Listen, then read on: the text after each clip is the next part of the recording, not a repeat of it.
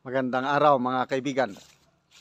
Pag-usapan natin ngayon itong pahayag ni Congressman Erwin Tulfo.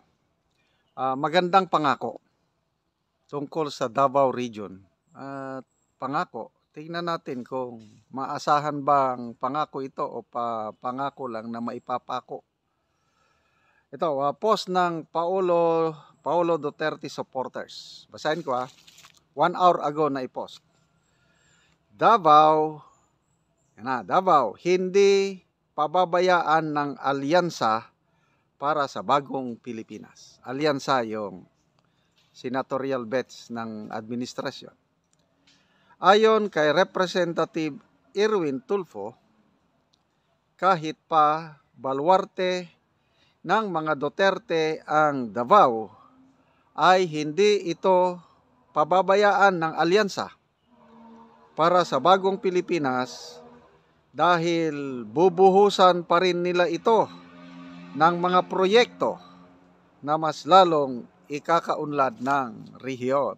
Wow! Ito pa yung dagdag pahayag ng kongresista. Yung sinasabi ninyo na Davao is a territory o baluarte ng mga Duterte, I am from Davao Oriental. Wow! Ngayon ko lang ito nalaman. Totoo ba na taga Davao Oriental itong si Erich Sylvester?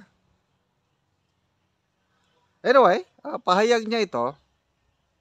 Bahala ang taong bayan kung paniwalaan siya o hindi. Bakit siya nakasabi nito?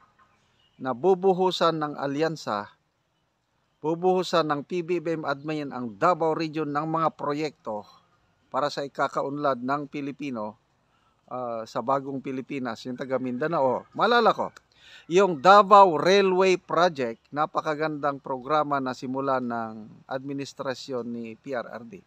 Kumusta ngayon? May budget ba?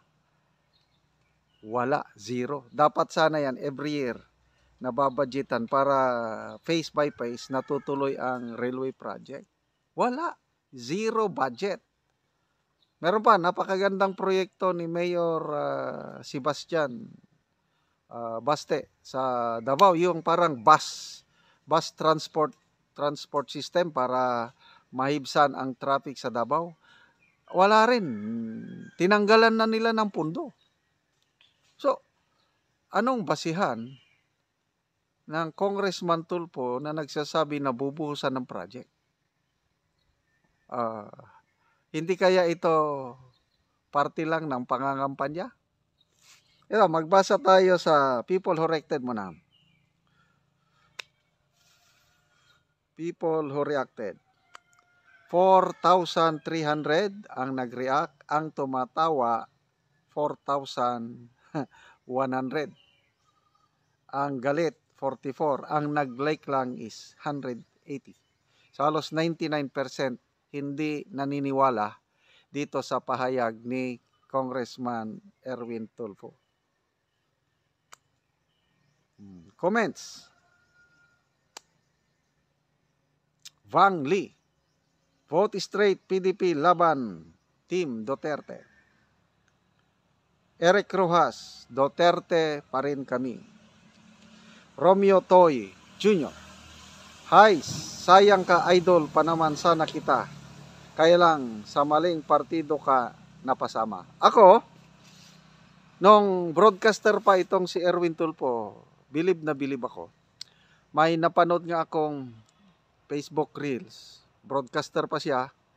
Dinidepensahan niya ang Pangulong Duterte. Yung war on drugs, yung lahat na magagandang ginagawa ng Duterte, dinidepensa, maka-Duterte siya talaga. Kasi nga, nung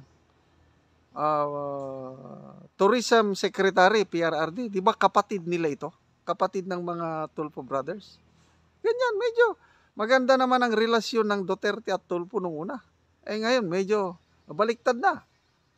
Kaya ngayon, wala na. Yung paghanga ko kay Erwin Tulfo, nawala na kasi sidekick na siya ni Speaker Martin Romualdez. Tapos hindi pa siya pumirma sa impeachment ni Bipa Sara. Bakit daw? para daw hindi maalanganin ang kanyang posisyon, walang bahid ng yung integrity niya na magiging hukom o judge. Ina-assume niya na mananalo sa eleksyon. Okay, Liz, Palor, Pog. Sabi niya, parang nang uutulang. Oh, yun nga. Parang, di ba, parang party lang sa kampanya. Parang pangako. Bubuhusan daw ng pundo ang Davao Region. Tata Ugay, wala kayong maaasang boto sa amin dito sa Davao Region. Sulit PDP laban kami. Sonia Baring, X ka dito sa amin, Erwin. X, yung walang boto. Mayabang ka, sabi number 1 ka sa rating sa Sorbenyo. Huwag nating iboto ang pumirma sa Bicam, ginagago tayo. Dionisio Pampe, basta Duterte pa rin po ang malakas, PDP laban. Egeg Nolo Senibards, sabi niya, so what? Wala kaming paki. Kahit taga Mars ka pa. Kasi binibina taga Davao Oriental. Ibig sabihin, may malasakit siya sa Davao Region dahil taga Davao Oriental siya eh. Kaya lang, hindi ba siya si Eric Sylvester? Taga saan ba siya talaga? Malo Calm. Taga Davao Oriental ka nga. Sabi nila, American citizen ka naman. Yan nga, Eric Sylvester. Felix Saison Batayola. Nagpalakas lang ng loob kayo, ang tapang nyo sa mahirap, pag nakaupo na, duwag na kayo. Aries Montejo, Tolpo, tiklop na to, kala mo mananalo ka, ibabagsak namin kayo sa mga team, sinusuka kami na OFW. Sabihan namin ang pamilya namin Pinas, Duterte pa rin ang pag-asa natin, promise. No vote, team, sinusuka. Anyway, bahala na tayo. Taong bayan humusga kung sino ba ang nagsasabi ng totoo. Mga kababayan, salamat sa inyong palaging panonood sa ating channel. Yung income sa channel na ito, ginagamit natin pantulong sa tribong Talaandig sa kanilang kahirapan. Namimigay tayo ng pako at yero sa mga tribo para makapatayo sila ng bagong bahay o ma-repair ang kanilang bahay. Namimigay tayo ng solar lights sa kanila dahil napakadilim kung gabi walang kuryente. Ganon din plato, kaldero, halos wala nga silang makain. Kawawang-kawawa ang kalagayan ng Talandig. Kaya salamat sa tulong nyo. Ituloy nyo lang ang panonood, lalo na yung hindi nyo pag-skip ng ads. Panoorin nyo ang video na ito, kabalikat kayo pagtulong sa tribo.